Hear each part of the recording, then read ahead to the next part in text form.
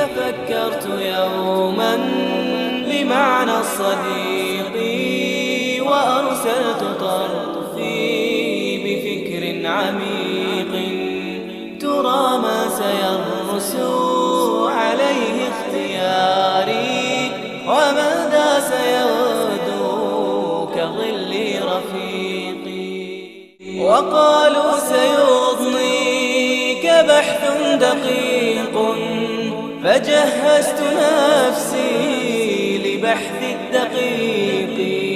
ركبت البحار وخضت الصحارى، وسرت النهار وقد جف ريقي، ويممت شطر الجبال الرواسي، وفي قمة قرب واد سحيق.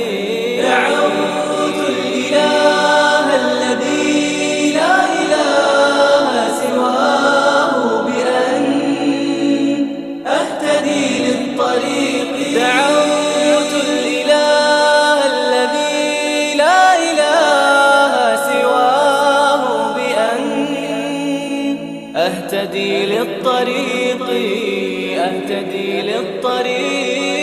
تفكرت يوما بمعنى الصديق، وأرسلت طرفي